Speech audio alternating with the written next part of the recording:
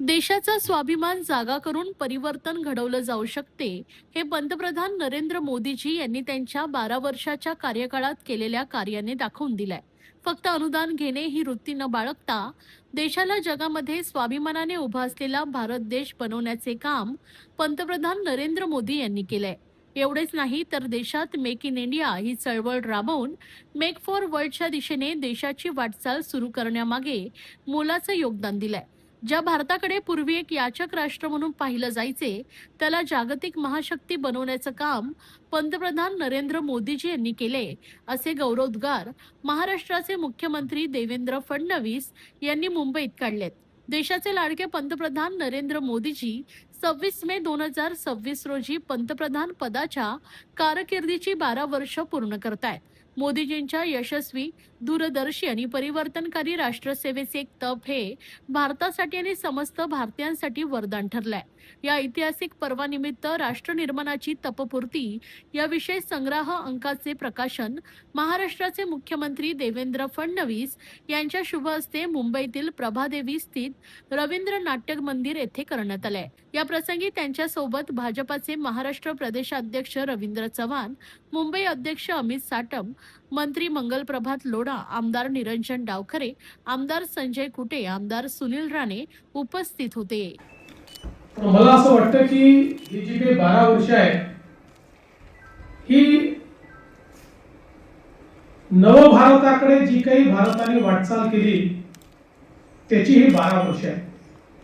विविध क्षेत्रांमध्ये जे परिवर्तन झालंय त्याची ही 12 वर्ष आहेत.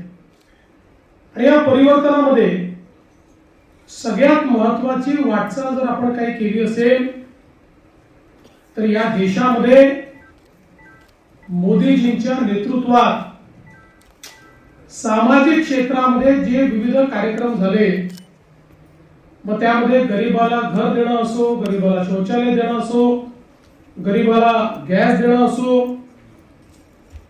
गरीब लक्षित, गरीब केंद्रित अशा प्रकारचा जो अजेंडा या ठिकाणी मोदीजींनी चालवला या 12 वर्षात तयार झालेला बघतो आहोत. आणि म्हणूनच मला असं वाटतं की जी तपपूर्ती आहे या तपपूर्तीच्या निमित्ताने रवींद्र चव्हाणजींनी हे जे काही कॉफी टेबल बुक या ठिकाणी प्रकाशित केलाय यामध्ये मेजर हायलाइट्स हे आपण आणण्याचा प्रयत्न केलेला आहे. आणि विशेषतः मला आनंद आहे की ज्यांचं म्हणणं हे महाराष्ट्रातले लोक ऐकतात असे अनेक लोक माध्यम क्षेत्रातले हे आपण या ठिकाणी बोलवलेले आहेत. हा संपूर्ण विषय जे एम्प्लिफाय करू शकतात अशा पद्धतीची मंडळी या ठिकाणी सगळी आलेली आहेत. त्यामुळे मला विश्वास आहे की आपल्या सर्वांच्या माध्यमातून भारताची ही वाटचाल ही आपण जनाजनापर्यंत पोहोचवण्याचा प्रयत्न कराल. मी आपल्या सर्वांचे मनापासून आभार मानतो. त्यावेळेला तयार केलाय, अनेक जण असा प्रयत्न करू शकतील, अनेक जण यापेक्षाही चांगलं कॉम्पिटेबल होऊ शकते. परंतु यामध्ये प्रत्येक विषयाच्या नंतर एक प्रगती पुस्तक म्हणून एक पान हे ठेवलेले आहे. त्यामुळे 2014च्या अगोदरची UPAची असणारी परिस्थिती आणि मग त्यामध्ये झालेला बदल, एक ओळीमध्ये त्यावेळीची असणारी परिस्थिती आणि आता झालेला बदल, अशा सगळ्या गोष्टी त्यामध्ये नमूद केल्या. खरं तर या सगळ्या गोष्टीसाठी एक 2000 पानाचं पुस्तक सुद्धा तयार करता येऊ शकतं. परंतु छोटे छोटे विषय, ज्या विषयामुळे झालेले बदल हे त्यामध्ये नमूद केले की जे सहजपणे बोलता बोलता आपल्याला लोकांपर्यंत पोहोचवता येईल. आज मोदीजींच्या 12 वर्षाच्या कार्यकाळाला या इकडे तपपूर्तीचा एक कार्यक्रम मुंबईच्या रवींद्र नाट्य मंदिरामध्ये आयोजित केलेला आहे. माननीय चव्हाण साहेब, आमचे महाराष्ट्राचे प्रदेशाध्यक्ष, यांच्या संकल्पनेतनं तपपूर्ती हा जो एक पुस्तक आहे याच्यामध्ये मोदीजींच्या 12 वर्षाचं जे कार्य आहे ते त्या पुस्तकामध्ये मांडण्याचं काम झालेलं आहे. माननीय फडणवीस साहेबांच्या हस्ते या पुस्तकाचं अनावरण झालंय.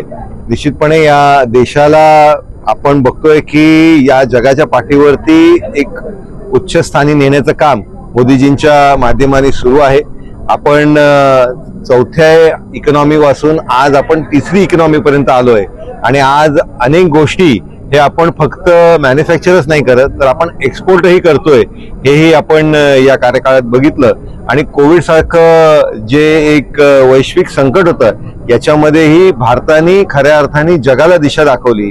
आजही अनेक ठिकाणी युद्धामुळे परिस्थिती बिकट झालेली असतानाही भारत हा सर्वच दृष्टिकोनाने सक्षमपणे उभा आहे.